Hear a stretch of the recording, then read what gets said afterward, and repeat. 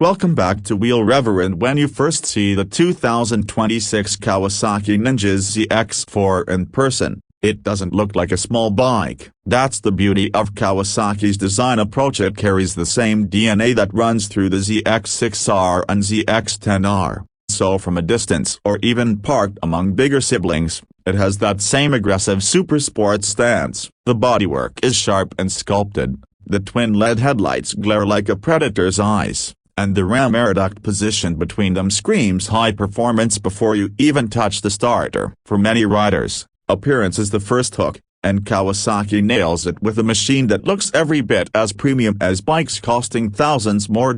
Once you swing a leg over, you immediately realize the ergonomics are sporty but not punishing. The seat height, right around 800 millimeters, makes it approachable for a wide range of riders, and while the bars are low enough to put you in a forward-leaning stance, they don't twist your back into knots. This is a bike that acknowledges most owners will ride on the street, not just the track. The tank is sculpted in a way that your knees lock in perfectly, and the seat narrows toward the front to make reaching the ground easier. There's a level of comfort balance here that you wouldn't expect from a machine capable of screaming past 15,000 revolutions per minute. Fire up the inline-four and everything changes. It doesn't growl like a parallel twin or thump like a single. Instead, it has that unique high-pitched wail that we usually associate with bigger supersports of the past. Blip the throttle and the revs climb fast, almost eager, and you can't help but smile. On the road, that translates into an addictive soundtrack that keeps building the higher you go. Unlike some larger sport bikes that feel intimidating at city speeds, the ZX-4 is playful. You can rev it, explore its character, and it never feels like it's straining against you. But twist the throttle hard and let it climb into the upper range of the tachometer, and suddenly the bike transforms into a mini missile. Out on twisty back roads, this is where the chassis and suspension shine. The Showa SFFBP fork delivers feedback that makes you confident in pushing harder, and the radial brakes clamp down with real authority. The feedback through the lever is progressive, not grabby, so newer riders can build skill without fear, while experienced ones can push hard into corners knowing the system will back them up. The rear shock, especially on the RR version, communicates exactly what the rear tire is doing. That's something a lot of smaller bikes don't deliver. Many of them sacrifice high-end suspension to cut costs, but Kawasaki didn't compromise here, and that's one reason the ZX-4 feels more expensive than it is. Electronics add another layer of confidence. With traction control and ABS as standard, plus multiple riding modes, you can tailor the bike to your comfort zone. In wet conditions, rain mode softens throttle response and adds more intervention. In sport, the throttle sharpens and traction control relaxes, letting you unleash more of the bike's character. Rider mode allows you to customize, which is especially handy for riders who want ABS intervention but prefer a more direct throttle feel. For the track, switching to circuit mode on the TFT brings up information that actually matters when you're chasing lap time as a gear position, lap timer, and a focus on revs above 10,000, where this bike lives when you're going flat out. Daily usability is another area where the Ninja ZX-4 surprises. While it's a high-strung engine, the fueling is smooth at low RPM, so commuting in traffic isn't a chore. The clutch is light, the gearbox clicks cleanly through ratios, and on the SE and RR models you get a quick shifter that makes upshifts seamless and addictive. Filtering through traffic, the bike's relatively narrow profile helps, though you do feel the nearly 190 kg weight when compared to something like a KTM RC 390. But the payoff is stability at higher speeds. This is a bike that doesn't twitch or wander up. It holds a line, even if the road surface isn't perfect. Fuel economy sits at about 5.1 liters per 100 kilometers, which translates into roughly 47 miles per gallon. With the 15-liter tank, you can get almost 300 kilometers before refueling if you're riding sensibly. Of course, if you're wringing it out at every opportunity,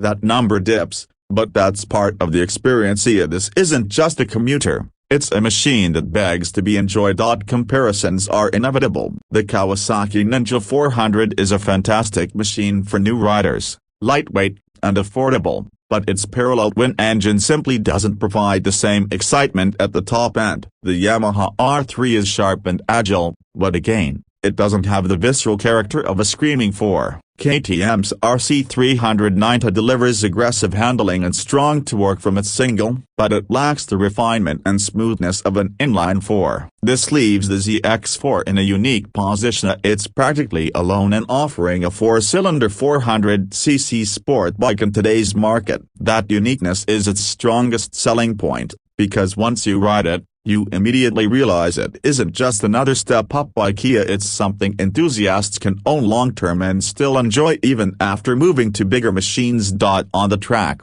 testers have found that the Ninja ZX-4 punches far above its weight class, with top speeds around 230 km per hour on an engine that rewards aggressive riding. It's a legitimate track tool. Riders coming from 600cc Supersports will find the chassis familiar, though obviously the power is less, but that makes it more approachable. You can use more of the throttle more often, which ironically makes it feel faster in many scenarios because you're always closer to its limits. For riders learning racecraft or corner speed, this bike is perfect. It forces you to carry momentum, to focus on technique, rather than simply relying on brute horsepower.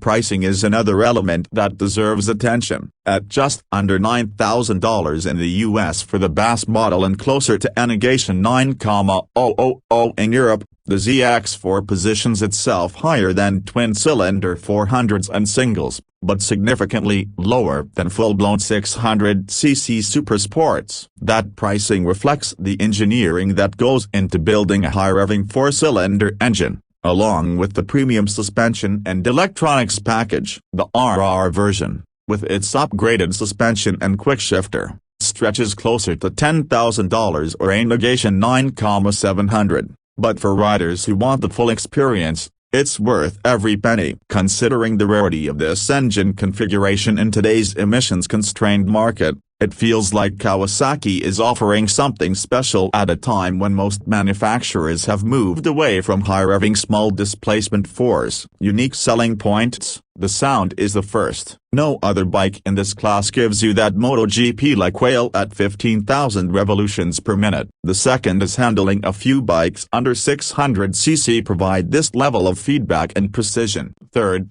the design and technology package. It looks like a premium Supersport and comes loaded with electronics usually reserved for larger bikes. And finally, the emotional factor. This is not just a tool to get from point A to point B. It's a bike that makes you want to take the long way home, to ride past your exit just to hear the engine sing one more time through the gears. Critics might point to the weight as a downside, and sure, at 188 to 189 kilograms curb, it's heavier than an Ninja 400 or an R3. But once you're riding, that weight translates into stability and planted feel, not clumsiness. Others might say the power only really comes alive high in the rev range, making it less forgiving if you're lazy with shifts. But that's part of its character. It's a bike that asks something of its rider. It rewards involvement, and for enthusiasts, that's exactly what makes it special.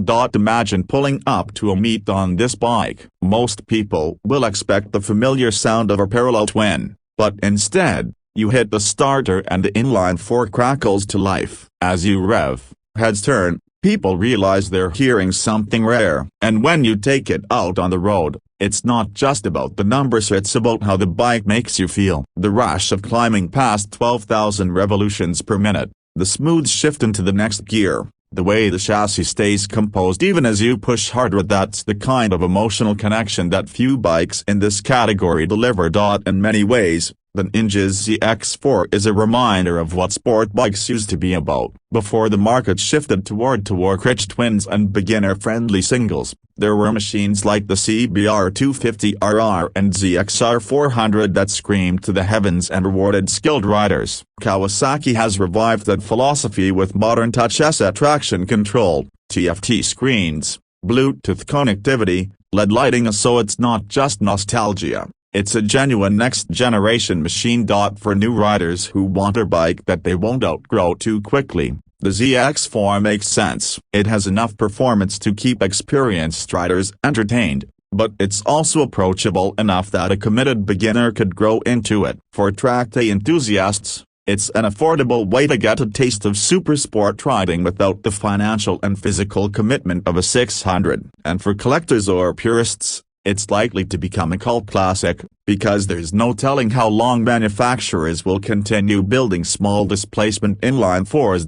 So, at the end of the day, what is the 2026 Kawasaki Ninja ZX-4? It's not just another middleweight sport bike, it's a statement. It's Kawasaki saying that character and excitement still matter, that there's still a place in the world for high-revving engines that make you grin every time you twist the throttle. It's a machine built for riders who love riding and not just commuting, not just posing, but really riding, exploring roads, chasing lap times, and feeling alive on two wheels.